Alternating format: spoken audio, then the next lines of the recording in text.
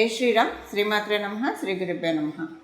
2024 సంవత్సరం జూలై 28వ తారీఖు నుంచి 2024 సంవత్సరం ఆగస్టు 3వ తారీఖు వరకు కూడా వార ఫలితాలు ద్వాదశ రాశుల వాళ్ళకి మరియు ద్వాదశ లగ్నాల వాళ్ళకి ఈ రాశి ఫలితాలు ప్రసాదించే గ్రహదేవతల యొక్క గ్రహ గమనాలు ఒకసారి చూద్దాం.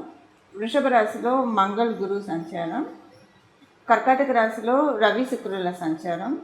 శుక్రాచార్యుల వారు కర్కాటక రాశిలోంచి ఈ ఆగస్టు నెల ఫస్ట్ తారీఖు నుంచి సింహరాశిలోకి అడుగుపెట్టబోతూ ఉన్నారు. అక్కడ బుధుడి సంచారం సింహరాశిలో ఉంది. కేతు యొక్క సంచారం కన్యారాశిలో, వక్రించిన శనైశ్వరుడు కుంభరాశిలో ఉన్నాడు. అలాగే రాహుదేవుని సంచారం మీనరాశిలో జరుగుతూ ఉంది. అన్ని రాశుల్ని వేగవంతంగా చుట్టూ వచ్చే చంద్రభగవానుడు మేషరాశి నుంచి మిథున రాశి వరకు ఈ వారం మొత్తం కూడా ఆయన సంచారం సాగిస్తూ ఉన్నారు. ఈ వార ఫలాలు తెలుసుకోవడానికి ముందుగా ఒక చిన్న క్లారిఫికేషను, అందరికీ ఉండే సందేహము. ఇప్పుడు కొంతమందికి వాళ్ళ రాశి తెలుస్తుంది, కొంతమందికి వాళ్ళ లగ్నము రాశి రెండు తెలుస్తాయి. మీ లగ్నం, మీ జన్మ లగ్నం మీకు తెలిసి, మీ జన్మరాశి మీకు తెలిస్తే మీ రాశి ప్రకారం మీరు రాశి ఫలితాలు చూసుకుంటారు. మీ జన్మ లగ్నం మీకు తెలిస్తే కనుక ఆ లగ్నం ఏ రాశిలో పడిందో ఆ రాశి యొక్క ఫలితాలు కూడా చూసుకోవడానికి ప్రయత్నించండి. ఉదాహరణకి మీరు మేషరాశిలో పుట్టారు, కానీ మీ లగ్నం మీనలగ్నం అయితే మీరు మీనలగ్న ఫలితాలు కూడా, అంటే మీనరాశి ఫలితాలు కూడా మీరు చూసుకోవాల్సి ఉంటుంది. ఇప్పుడు రాశి మేషరాశి, లగ్నం కూడా మేషలగ్నం అయితే ఇంకొకటే రాశి ఫాలో అయితే సరిపోతుంది. ఇప్పుడు దీంట్లో బెనిఫిట్ ఏమవుతుందంటే లగ్నం ఏ రాశి అయిందో అది చూసుకోవడము, మన రాశి చూసుకోవడం వల్ల రెండిట్లో పాయింట్స్ని మనం ఎక్స్ట్రాక్ట్ చేసుకోవాలి. ఇప్పుడు మేషరాశి సపోజ్ ఏదైనా రాశి వాడికి బాగాలేదన్నారు అనుకోండి, మీ లగ్నం పడ్డ రాశి బాగుంది అనుకోండి, అప్పుడు అది యావరేజ్గా వెళ్తుందని మీరు అర్థం చేసుకోవాలి. రెండు బాగుంటే చాలా బాగా ఉంటుంది, రెమెడీస్ చేసుకుంటే ఇంకా చాలా బాగా ఉంటుంది. రెండిట్లో బాగోకపోతే ఖచ్చితంగా రెమెడీస్ చేసుకోవాలని అర్థం. అయితే దీనికి తోడు మనం మీ జన్మ గ్రహస్థితిని కూడా పరిశీలించాలి. మీ జన్మజాతకం ప్రజెంట్ బాగుందనుకోండి, గోచారంలో బాగోకపోతే అది పెద్దగా ఇంపాక్ట్ ఏం చూపించదు, మీకు బాగుంటుంది. ఒకవేళ మీ జన్మజాతకం బాగోకపోతే గోచారంలో బాగుంటే అప్పుడు మీకు గోచారం మిమ్మల్ని కాపాడుతుంది, అంటే బాగోలేదు అన్న దాని నుంచి మిమ్మల్ని బయటపడేస్తుంది. జన్మజాతకము బాగాలేదు, గోచారము బాగాలేదంటే కొంచెం జాగ్రత్త వహించాలి. రెండు బాగున్నాయి అనుకోండి, మీ జన్మజాతకం బాగుంది, గోచారం బాగుందంటే చాలా బాగా ప్లస్ జరుగుతుందని చెప్పి అక్కడ మీరు నోటీస్ చేయాలి. సో మీరు కొంచెం మీ పనులు వేగవంతం చేసుకోవడం, ఉద్యోగానికి సంబంధించిన ట్రయల్స్ కొంచెం ఎక్కువ వేయడం, ఏ సబ్జెక్టు నేర్చుకుంటే ఇంకా మీరు ఉద్యోగంలో వెల్వర్స్ అవుతారా అలాంటివి, వ్యాపారస్తులు కూడా ఫోకస్డ్గా వర్క్ చేయడము, ఇలాగా మనం పనిచేసే మనం చూస్ చేసుకున్న ఫీల్డ్స్లో ఎక్కువ అటెన్షన్ గ్రాప్ చేస్తే సమయం బాగా ఉన్నప్పుడు ఎక్కువగా మనకి ఫలితాలు రావడానికి అవకాశం ఉంటుంది. అందుకే కదా దీపం ఉండగానే ఇల్లు చక్క పెట్టుకోవాలని మన పెద్దలు ఎప్పుడు చెప్తూ ఉంటారు. సో అలా జన్మజాతకము బాగా ఉండి గోచారము బాగా ఉంటే దీపం ఉన్నప్పుడు ఇల్లు చక్క పెట్టుకునే సమయం మీది అని మీరు గ్రహించాలి. మీ పనులన్నీ కూడా మీరు ఫాస్ట్గా చేసుకుంటూ ఎక్కడా కూడా జాప్యం చేయకుండా చేసుకుంటూ ఉంటే చాలా బాగా ఉంటుంది. ఇప్పుడు మనం ద్వాదశ రాశుల వాళ్ళకి రాశి ఫలితాలు ఏ విధంగా ఈ వారం ఉండబోతుందో ఒకసారి చూద్దాం. ఈ వారము గోచార గ్రహస్థితిలో ఒక విశేష అంశం ఉంది, అది ఒకసారి మనం పరిశీలిద్దాము. రాహువు నుంచి కేతువు మధ్య 7 గ్రహాలు ఉన్నాయి. అంటే శనీశ్వరుడు ఒక్కడే బయట ఉన్నాడు.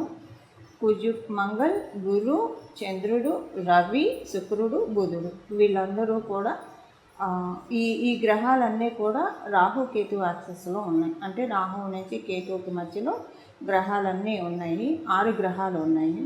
శనీశ్వరుడు ఒక్కడే, ఆయన విడిగా కుంభరాశిలో ఉన్నారు. సో కేతువు నుంచి రాహువు మధ్యలో గ్రహాలన్నీ ఉన్నాయి. రాహువు నుంచి కేతువు కానీ కేతువుకి రాహువుకి మధ్య యాక్సిస్లో 6 గ్రహాలు ఉన్నాయి. సో ఇది అపసవ్యంగా కేతువు అండ్ రాహు వీళ్ళిద్దరూ కూడా అపసవ్యంగా ట్రావెల్ చేస్తూ ఉంటారు. కాబట్టి సో కేతువు నుంచి రాహువుకి 6 గ్రహాలు ఉన్నాయి. ఇది ఒక మంచి ఇంపాక్ట్ అని చెప్పాలి. సో ఈ మంచి ఇంపాక్ట్ ఏ విషయాల్లో మనకి వర్కౌట్ అవుతుంది, ఇవన్నీ కూడా మన ద్వాదశ రాశుల వాళ్ళకి విడివిడిగా తెలుసుకున్నాము.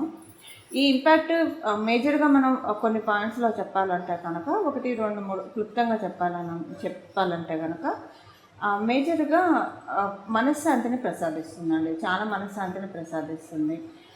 ఒక రకమైన ధైర్యాన్ని మనలో నింపుతుంది, ఒక స్ఫూర్తిని మనలో నింపుతుంది. మనం ఏదైనా కూడా ఎంత పెద్ద టాస్క్ ఉన్నా కూడా మనం నిర్వర్తించగలుగుతాం. ఇప్పుడు విద్యార్థినులకైతే కాంపిటేటివ్ సక్సెస్ చాలా బాగా ఇస్తుంది. ఇప్పుడు ఉన్న ఈ యాక్సెస్ నిస్సందేహంగా చాలా మంచి యాక్సెస్ ఇది. కాంపిటేటివ్ సక్సెస్ని చాలా బాగా ఇస్తుంది.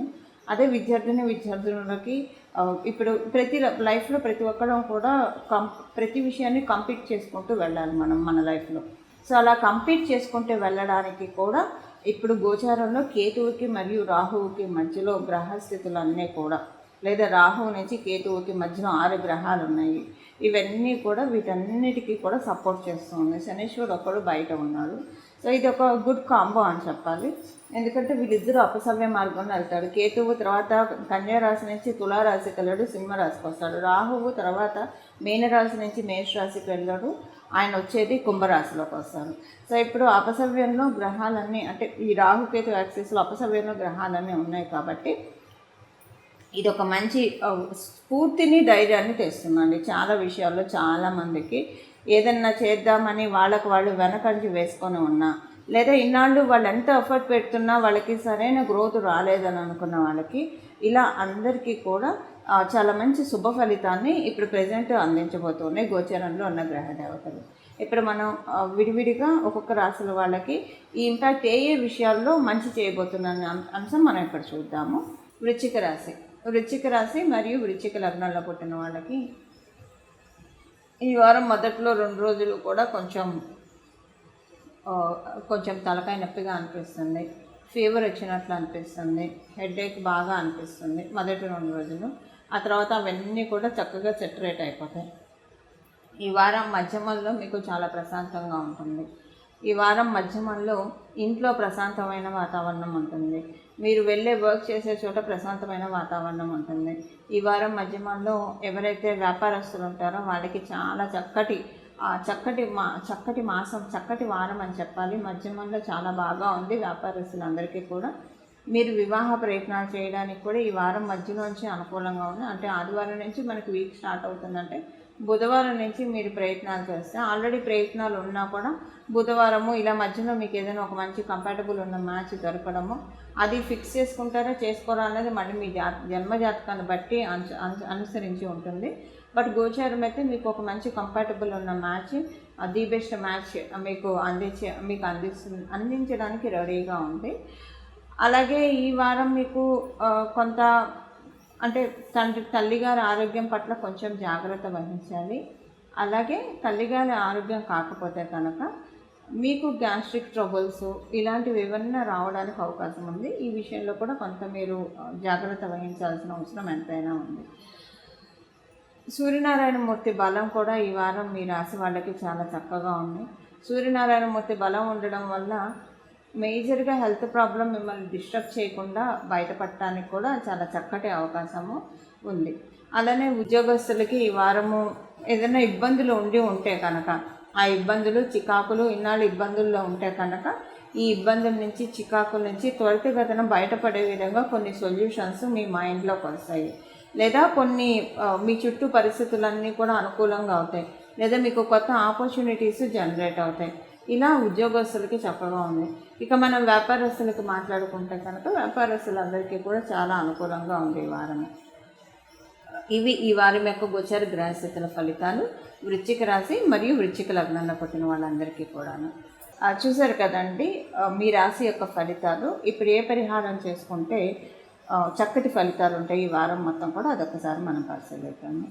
ఈ వారం మొత్తం కూడా ద్వాదశ రాశుల వాళ్ళు మరియు ద్వాదశ లగ్నాల వాళ్ళు, కేతు భగవానుడు అసలు యాక్చువల్గా డిటాచ్ చేస్తాడు మనకు అన్నిటి నుంచి.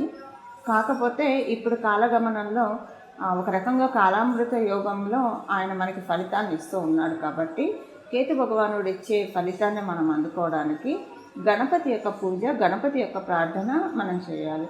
గణపతి యొక్క పూజ, గణపతి యొక్క ప్రార్థన ఎలా చేస్తారు? గణపతికి సంబంధించిన నామాన్ని చదువుకోవచ్చు, లేదా గణపతికి సంబంధించిన స్తోత్రాలు చదవచ్చు. అలాగే గణపతికి గరికమాలతో పూజ చేయొచ్చు, లేదా ఈ వారం మొత్తం గణపతి ఆలయానికి వెళ్ళి రావచ్చు. ఇవన్నీ కూడా కన్ఫ్యూజను. గణపతికి సంబంధించిన ఏదైనా ఒక నామం పట్టుకుంటానంటే గణేశాయ నమః అనో, గజాననాయ నమః అనో ఇలా ఏదైనా మనం జపించవచ్చు. కానీ మెయిన్ ఏంటంటే ఈ వారం మొత్తం కూడా గణపతి ప్రార్థన చేస్తే కనుక చాలా బాగా ఉంటుంది. గణపతి ప్రార్థన చేయడం వల్ల అందులో కేతు భగవానుడు ఇప్పుడు ఉన్నది కన్యారాశిలో. ఈ కన్యారాశిలో ఉండడం వల్ల ఇంకా ఎక్కువ ఫలితాలను మనకి ప్రసాదిస్తాడు. అయితే గణపతిని ఏదైనా ఒక నామంతో జపిస్తే బాగుంటుంది, ఆ నామం ఏంటి అది చెప్పండి అన్న సందేహం మీకు తలెత్తితే కనుక గజాననాయ నమః, గజాననాయ నమః, గజాననాయ నమః ఈ నామాన్ని మనం ఉదయాన్నే కూడా లేస్తూ గణపతి చక్కటి ముఖార విందాన్ని చూస్తూ ఎవరైతే గణపతి వంక చూస్తూ గజాననాయ నమః, గజాననాయ నమః, గజాననాయ నమః అనుకుంటారో వాళ్ళకి ఐశ్వర్య ప్రాప్తి ఉంటుంది. ప్రతిరోజు అనుకుంటూ వెళ్తే ఐశ్వర్య ప్రాప్తి ఉంటుంది. ఇప్పుడు ఈ వారం మొత్తం కూడా గణపతి యొక్క ఇప్పుడు నామానికి ఎలాంటి తప్పు ఉండదు. మీరు ఆడవాళ్ళు అయితే పీరియడ్లో ఉన్నా కూడా మనసులో నామజపం చేయొచ్చు. మీరు అశౌచంలో ఉంటే 1 year అశౌచంలో ఉన్నా కూడా నామజపానికి ఎలాంటి తప్పు లేదు. ఇది మనం అంటే బీజాక్షరాలు లేదా ఓంకారం చేర్చట్లేదు కాబట్టి కేవలంగా నామజపం ఎప్పుడైనా చేయొచ్చు. అందుకే మనకి పేర్లు కూడా అమ్మవారి పేర్లు, దేవీ దేవతల పేర్లు లేదా భగవంతుడి పేర్లు ఇలా పెడుతూ ఉంటారు. రామ అంటారు. ఇప్పుడు ఒక తల్లి పిల్లాన్ని పిలవాలంటే పీరియడ్లో ఉన్న రామ ఇలా రారా అంటుంది. కానీ అదే నేను పీరియడ్లో ఉన్నాను పిలవకూడదు దేవుడి నామం అని ఆగరు కదా. అంటే ఇక్కడ నేను చెప్పే విషయం ఏంటంటే నామజపానికి ఎలాంటి దోషము లేదు. సర్వకాల సర్వావస్థల్లో కూడా మనం నామజపాన్ని చెప్పించవచ్చు. సో అలా గజాననాయ నమః, గజాననాయ నమః, గజాననాయ నమః అనే ఈ నామాన్ని కనుక జపిస్తే కనుక చాలా చక్కటి ఫలితాలు మనకి లభిస్తాయి.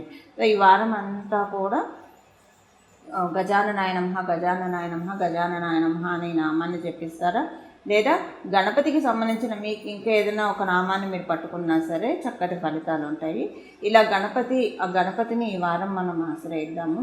మన జీవితంలో ఉన్న ఆటంకాలన్నీ కూడా ఆయన చిటికలో తొలగించేస్తారు. ఆదో పూజో గణాధిపః అని చెప్తారు. మొదటగా గణపతినే మనం పూజిస్తాము.